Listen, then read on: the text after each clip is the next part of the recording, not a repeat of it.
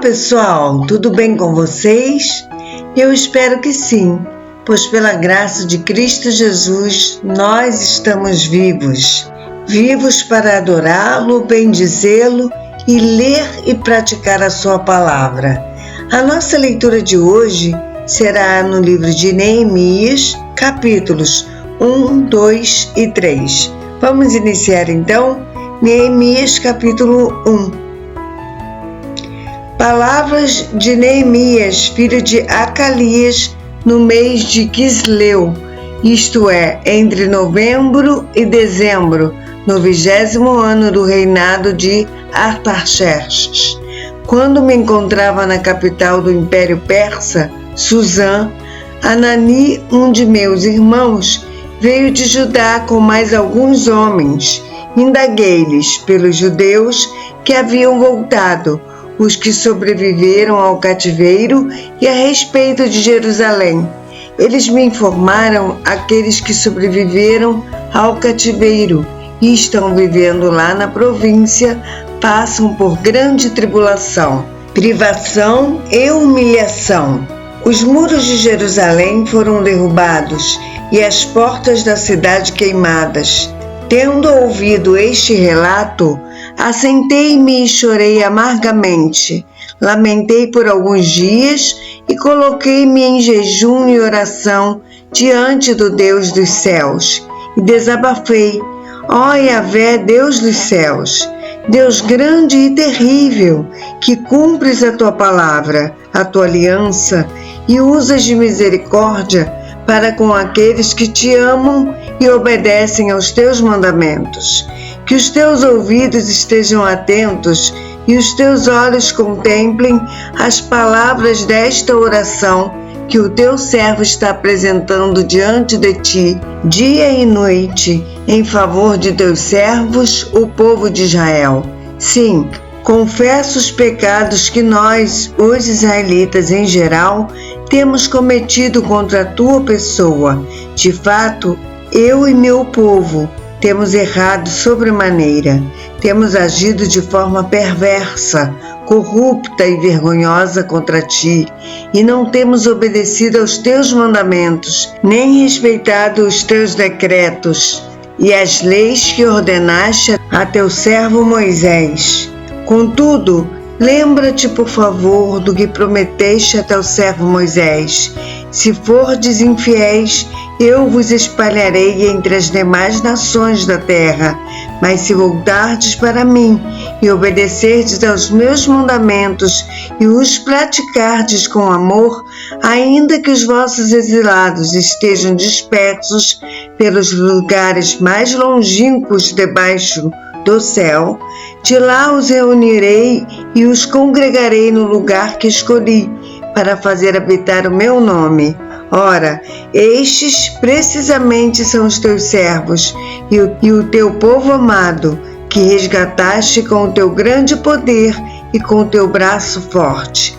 Ah, Yahvé, eu te rogo, deixa teu ouvido alcançar o clamor deste teu humilde servo.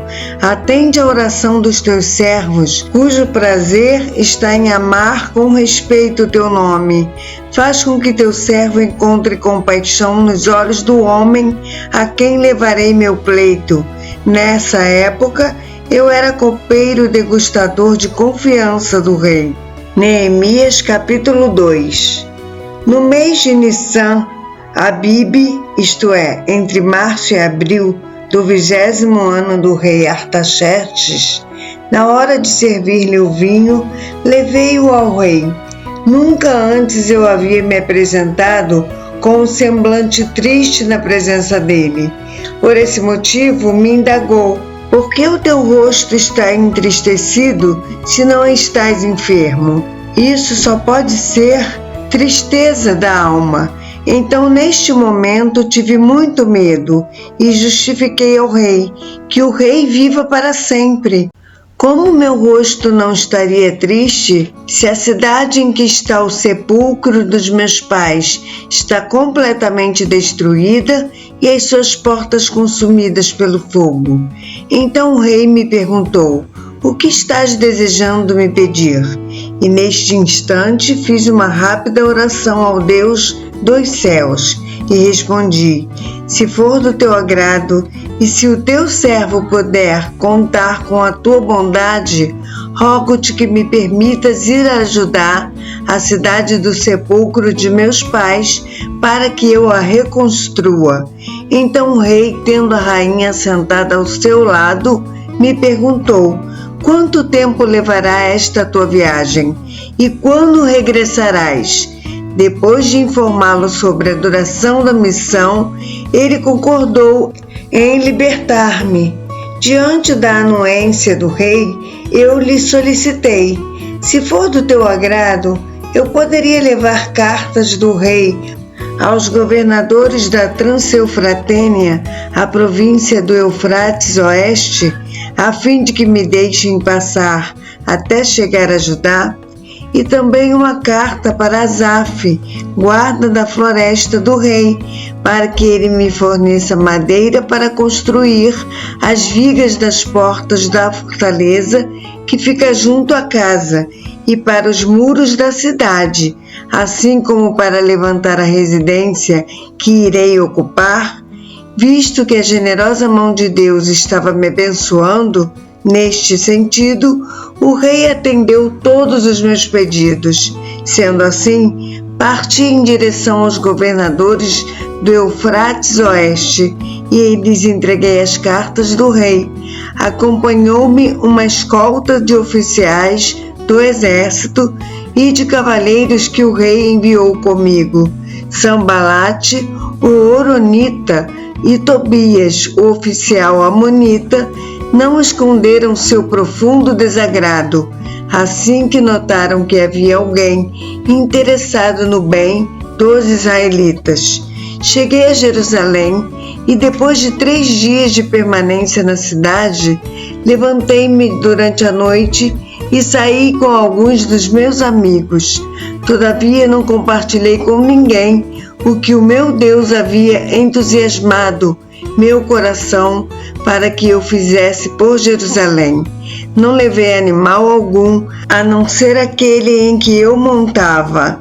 Desta maneira, saí de noite pela porta do vale e fui até a fonte do crocodilo e até o portão do lixo, e examinei as muralhas de Israel que haviam sido derrubadas e os seus portais que haviam sido destruídos pelo fogo. Fui ainda mais adiante, até o portão da fonte e até o tanque do rei. Contudo, ali não havia sequer espaço para o animal que eu montava pudesse passar. Por isso decidi subir o vale, ainda de noite, avaliando o estado dos muros. Finalmente, retornei e tornei a entrar pela porta do vale. Os oficiais não ficaram sabendo aonde eu tinha ido, pois até então eu nada havia revelado aos judeus, aos sacerdotes, aos nobres, aos oficiais e aos demais sobre a obra que iriam realizar. Então eu lhes disse: vede a deplorável e humilhante situação em que nos encontramos. Como toda a cidade de Jerusalém está em ruínas e suas portas devastadas pelo fogo. Vinde, vamos reconstruir os muros de Jerusalém, para que não passemos mais vergonha. Também lhes revelei como Deus tinha sido misericordioso comigo e tudo quanto o rei me havia declarado. Diante disso, eles exclamaram: levantemo-nos, pois, e reconstruamos nossas muralhas. E, cheios de ânimo, fortaleceram suas mãos para a realização desse bom projeto. No entanto, quando Sanbalate, o horonita, e Tobias, o oficial amonita, e Gesem, o árabe, tomaram conhecimento desses fatos, zombaram de nós, desprezaram-nos e questionaram: o que é isso que estás tentando fazer? Queres rebelar-vos contra o vosso rei? Afirmei-lhes então: o Deus dos céus é quem fará com que sejamos bem-aventurados e nos dará sucesso nessa obra. E nós, seus servos, apenas nos levantaremos e trabalharemos. Todavia vós não tendes partes, nem direito, nem memorial em Jerusalém. Neemias capítulo 3. O sumo sacerdote Eliasibe e os seus irmãos, os sacerdotes, deram início ao seu trabalho e reconstruíram o portão das ovelhas. Eles o consagraram e colocaram as folhas do portal no lugar. Em seguida, levantaram o muro até a Torre dos 100, que também dedicaram a Deus, e prosseguiram até a Torre de Ananel. Os homens de Jericó reconstruíram o trecho seguinte. Isaccur, filho de Imri, seguiu construindo logo adiante. Os filhos de Asenaá edificaram a Porta do Peixe, colocaram-lhe as vigas e lhe assentaram as portas com seus ferrolhos e trancas reforçadas. Meremote, filho de Urias, neto de Acodes, fez os reparos da parte seguinte da obra.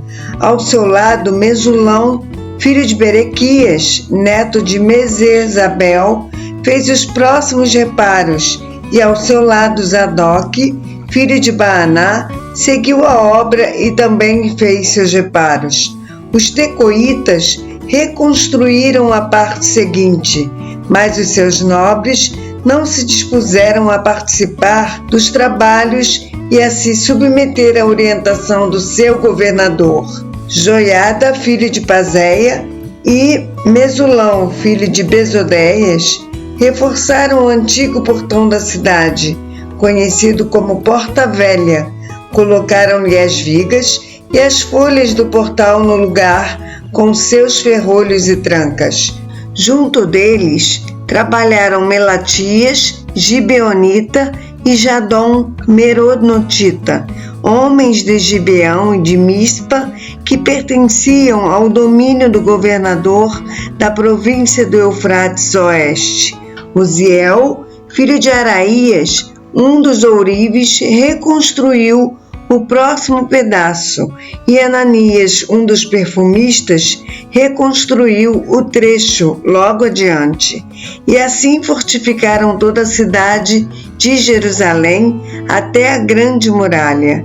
Refaías, filho de Ur, governador da metade do distrito de Jerusalém, providenciou todos os reparos no trecho seguinte. Ao seu lado, Gedaías, filho de Arumafe, fez os consertos necessários em frente de sua casa, e Atos, filho de Masabenéias, fez os reparos que lhe couberam ao seu lado. Malquias, filho de Arim, e Assub, filho de Paate-Moabe, reconstruíram a outra parte e a Torre dos Fornos. Salum, filho de Aloés, governador da outra metade do distrito de Jerusalém, providenciou o conserto do trecho seguinte, com a cooperação de suas filhas. Anum e os moradores de Zanoa repararam o portão do vale. Estes a reconstruíram e colocaram as vigas, e puseram as folhas do portal no lugar, com seus ferrolhos e trancas. Também edificaram 450 metros do muro, até o portão do lixo. O portão do lixo foi consertado por Malquias, filho de Recabe, governador do distrito de Bet-Aquerem. Ele o reconstruiu e assentou os portais, os ferrolhos e as trancas reforçadas, tudo no lugar. A porta da fonte foi consertada por Salum, filho de Col-Rosé, governador do distrito de Mispá. Ele providenciou os reparos do muro de tanque de Selá, Siloé, junto ao jardim do rei, até os degraus que descem da cidade de Davi. Depois dele, Neemias, filho de Asbuque, governador da metade do distrito de Bet-Zur, providenciou todos os concertos, até em frente ao sepulcro de Davi, até o açude artificial e a casa dos valentes, a residência dos soldados. Os levitas fizeram os reparos no trecho seguinte. Eles estavam sob a liderança de Reum, filho de Bani. Na parte seguinte, Asabias, governador da metade do distrito de Keila, fez todos os concertos necessários em seu distrito. No trecho que vem em seguida, a reconstrução ficou a cargo dos seus compatriotas, sob a supervisão de Bavai, filho de Henadad, governador da outra metade do distrito de Keila. Ao seu lado, Ezer, filho de Jesua, governador de Mispá, realizou os concertos desde em frente à subida para a Casa das Armas até a esquina do muro. Em seguida, Baruque, filho de Zabal, reparou com grande empenho outro trecho da obra, desde a esquina do muro até a entrada da casa do sumo sacerdote Eliasibe. Depois dele, fez os concertos de Meremote, filho de Urias, neto de Acós. Reparou outro trecho, desde a entrada da casa de Eliasibe até o fim dela. As demais reconstruções foram realizadas pelos sacerdotes das redondezas. Depois, Benjamim e Assub fizeram os concertos em frente da sua casa, e ao lado dele Azarias, filho de Maacéias, filho de Ananias, providenciou a restauração ao lado de sua casa. Em seguida, Binui, filho de Henadad, reparou outra parte, desde a casa de Azarias até o ângulo entrante do muro. E Palau, filho de Uzai, trabalhou em frente dessa esquina do muro e da torre que sai do palácio superior, perto do pátio da guarda. Junto a ele, Pedaías, filho de Parós, e os servos do templo que habitavam a colina de Ofel fizeram os concertos necessários até em frente à Porta das Águas, na direção do leste da torre que ali se destacava. Os tecoitas reconstruíram o outro trecho, desde a grande torre que sobressai até as muralhas de Ofel. Para cima do portão dos cavalos, os sacerdotes se dedicaram também aos trabalhos de reconstrução, cada um em frente à sua casa. Em seguida, Zadok, filho de Imer, fez os devidos concertos em frente à sua casa. Semaías, filho de Secanias, guarda da porta oriental, fez a restauração no trecho seguinte. Ananias, filho de Selemias, e Anum, o sexto filho de Zalaf, reconstruíram o trecho seguinte. Depois dessa parte, Mesulão, filho de Berequias, fez os concertos necessários em um trecho em frente à sua moradia.